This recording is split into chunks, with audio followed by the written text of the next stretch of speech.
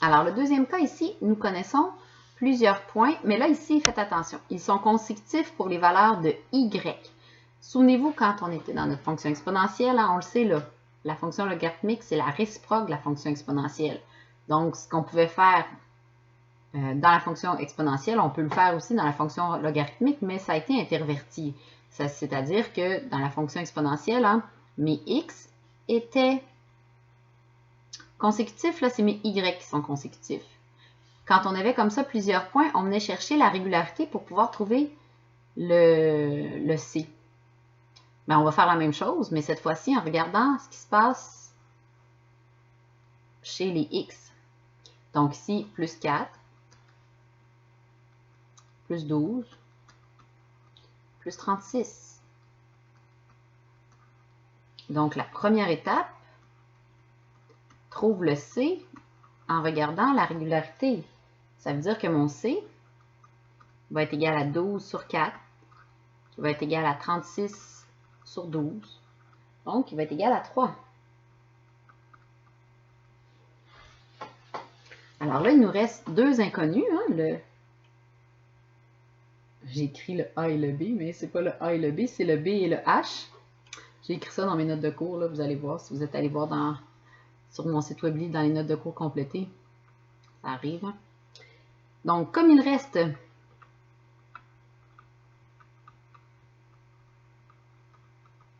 deux inconnus, le A, ce n'est pas un inconnu, le A vaut 1. Comme il reste deux inconnus, le B et le H,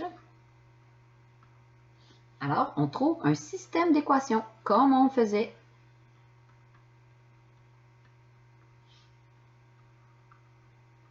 dans notre fonction exponentielle.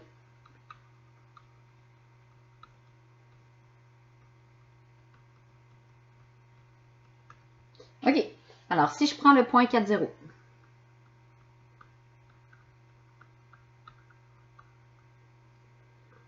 la forme recherchée, c'est y égale à log en bas c de b x moins h. Mon y vaut 0. Ma base c, mon c vaut 3. Mon b, je ne le connais pas. Mon x vaut 4. Mon h, je ne le connais pas. Si je fais la même chose avec le point 8, 1,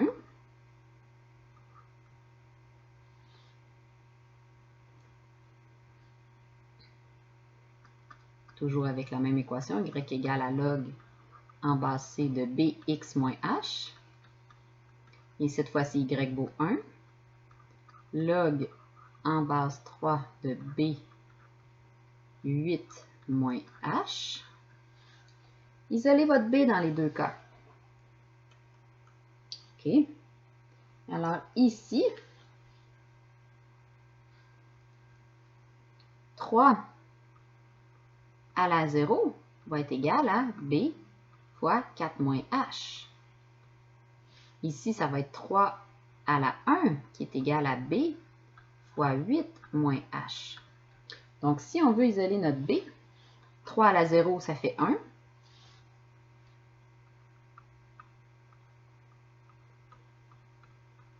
Je divise donc par 4 moins h de chaque côté. Alors, mon B1, je vais l'appeler comme ça, B1 va être égal à 1 sur 4 moins h. Tandis qu'ici, je vais diviser par 8 moins h de chaque côté. 3 à la 1, c'est 3. Donc, B2 va être égal à 3 sur 8 moins h. Par comparaison, on va trouver notre h. Deux inconnus, deux équations, on est capable de résoudre. Alors, par comparaison,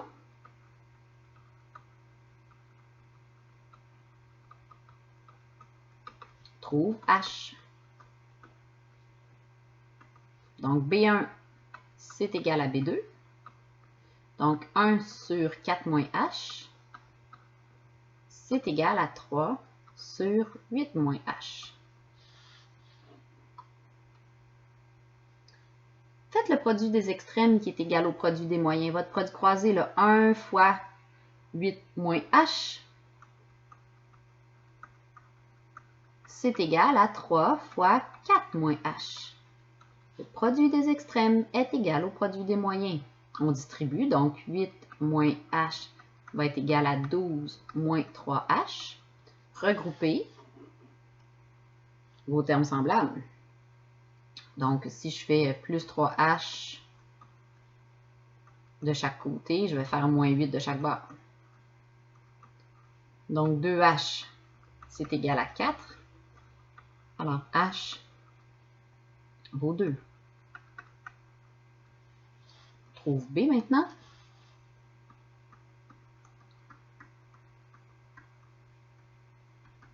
Je sais que B1, c'est égal à 1 sur 4 moins h. Là, je sais que h vaut 2. Donc, 4 moins 2, ça veut dire que B vaut une demi. Alors, notre réponse, y égale à log en base 3, qu'on avait trouvé dès le début, de B qui vaut une demi, de h de x moins 2, parce que h vaut 2. Et voilà! On va aller à la page 12 pour pratiquer une lettre ensemble. Alors, on va pratiquer la lettre D ensemble. Avons-nous ici des valeurs de Y consécutives? Oui. Donc, allons voir qu'est-ce qui se passe sur nos valeurs de X. Donc, moins 3 demi, moins 7 quarts, ça va me donner ce qui se passe ici. Donc, il y a une addition de 1 quart. Il y a une addition de 1 demi. Il y a une addition de 1. Donc, première étape, quand je trouve le C, 1 divisé par 1 demi, ça me donne la même chose que 1 demi divisé par 1 quart. Alors ça donne 2. Deuxièmement, on trouve nos deux équations. Moi, si j'étais à votre place, je prendrais les points moins 1, moins 2, puis 0, moins 1, plutôt que de travailler avec mes fractions. Donc,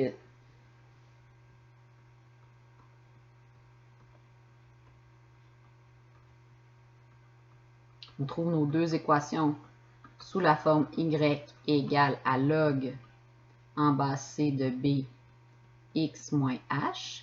Fait que si je prends le point, la première équation, je la fais avec le point moins 1, moins 2. J'obtiens donc, mon y vaut moins 2. Log en base 2 de b x qui vaut moins 1, moins h, que je ne connais pas. Et puis, si j'utilise le point 0, moins 1, donc moins 1 va être égal à log en base 2 de b 0 moins h. Donc, ici, 2 exposant moins 2 va être égal à b de moins 1 moins h. 2 exposant moins 1 va être égal à b de 0 moins h. 2 à la moins 2, c'est 1 quart.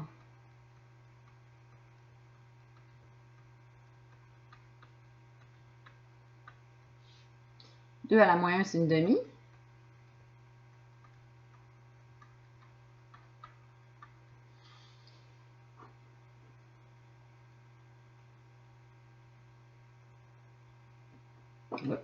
Je descends ici. B, je vais diviser par moins 1 moins h de chaque côté. Donc, B va être égal à 1 sur 4 fois moins 1 moins h. Puis ici, ben, 0 moins h, ça fait moins h. Là. Donc, B va être égal à 1 sur 2 fois moins h. Ça, c'est mon B1. Ça, c'est mon B2. Je continue ça ici. Trouve B. Ah, non. Là, je fais une erreur. Je vais comparer mes B, mais je vais trouver H. Je vais comparer B1 avec B2. Ça fait 1 sur 4 moins... Oh, moins 1, moins h. Ici, là, si je simplifie ça, là, c'est la même chose que 2 fois moins h, ça fait moins 2h, donc moins 1 sur 2h. Ok, c'est pareil. Mais c'est pas grave si tu veux pas le simplifier, là. Ça va revenir au même. Produit des extrêmes est égal au produit des moyens, donc 2h. Moins 4 fois moins 1 moins h. Je t'aurais pu distribuer tout de suite si tu veux, là. 2h, ça donne 4 plus 4h. Je vais faire moins 4h de chaque bas. Oh, voilà. Dessin. Donc, je vais faire moins 4h de chaque côté. Alors, moins 2h égale à 4. Donc, h égale moins 2. Il nous reste juste à trouver b. Je vais prendre b2. B2 vaut moins 1 sur 2 fois moins 2. Donc, mon b vaut 1 quart. Un moins divisé par un moins, ça fait un plus. On a donc la réponse de notre équation.